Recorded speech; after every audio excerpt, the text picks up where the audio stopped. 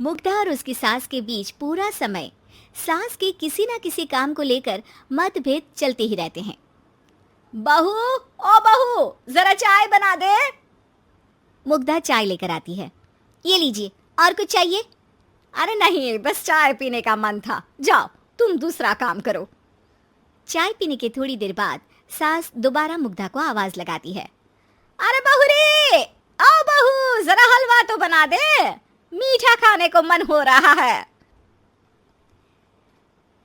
इसी तरह मुग्धा की सास पूरा समय कोई ना कोई काम बताकर उसे रसोई से बाहर तक निकलने नहीं देती। कभी चाय, कभी हलवा, कभी पानी तो कभी दूध, हर समय खाने को चाहिए, और उसके लिए अपने हाथ पैर बिल्कुल नहीं हिलाने। परेशान किया हुआ है इन्होंने। सास की जबरदस्ती परेशान करने की आदतों से दुखी मुग्धा एक शाम सचिन के साथ अपने कमरे में बैठी हुई बात कर रही होती है। सुनो जी, मम्मी जी की ये जानबूझकर मुझे परेशान करने की फरमाइशों से मैं बहुत फ्रस्ट्रेट हो चुकी हूँ।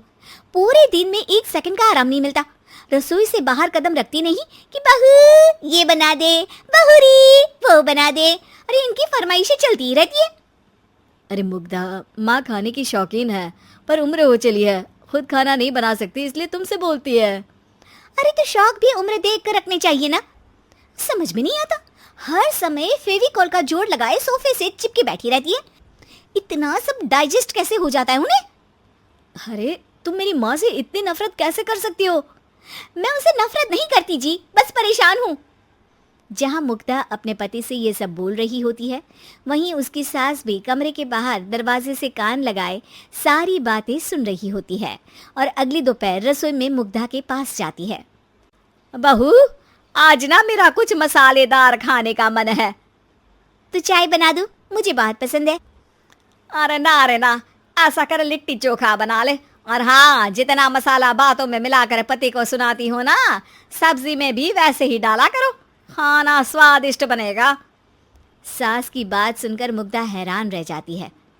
मतलब अब पूरा समय मुझ पर हुक्म चलाने के साथ बंद कमरे में हुई पति पत्नी की बीच की बातें भी सुनती है? अरे बात जब मेरी थी तो सुनने में क्या दिक्कत है? ये कहकर सास वहां से चली जाती है। अरे अब तो हद पार हो गई, इस तरह से तो ये मेरा जीना मुश्किल कर देंगी। मुग्धा सास की हरकतों से परेशान उसका हल सोचने लगती है और इसी तरह कुछ दिन बीत जाते हैं, जिसमें सास का जन्मदिन आता है। मुग्धा बहुत खुशी के साथ अपनी सास को एंड्रॉयड मोबाइल गिफ्ट करती है।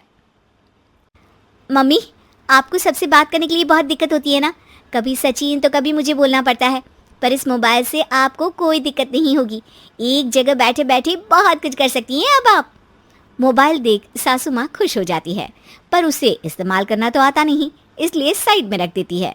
जिसे देख मुग्धा घर का सारा काम छोड़ मोबाइल सेट कर सास को इस्तेमाल करना सिखाने लगती है, जिसके बाद अब सास पूरा समय मोबाइल में ही लगी रहती है। हाय, जब से मम्मी को मोबाइल मिला है मेरी लाइफ में कितनी शांति आई है। अच्छा है, इसी तरह बिजी रहे तो मैं भी सुकून की ज़िंदगी जी पाऊंगी। अब मुग्धा जब मन करे काम करना, जैसा चाहे वैसा खाना बनाकर खाना, पूरा समय रिलैक्स और खुश रहने लगती है। क्या बात है, आजकल तुम बहुत चहक रही हो। अरे मम्मी जी से छुटकारा जो मिला है, अब ना फरमाइशें ना छुप छुप कर बातें सुनना। अच्छा, तो मोबाइल गिफ्ट करने की ये स्कीम थी। इसी तरह दिन बीतते हैं और अब मोबाइल पर लगी सास फरमाइशों की जगह सवालों के लिए बहू को आवाजें लगाना शुरू कर देती है। अरे बहू सुन तो, देख जरा किसी का फोन क्यों नहीं मिल रहा? रिचार्ज खत्म हो गया है, पर अभी 4 दिन पहले ही तो मैंने किया था, इतनी जल्दी कैसे खत्म हो गया? अरे मैंने कल तेरी कनाडा वाली मौसी सास से 3 घंटे बात की थी ना। क्या? इतना महंगा तो मोबाइल भी नहीं आया जितना महंगा इसका रिचार्ज पड़ रहा है।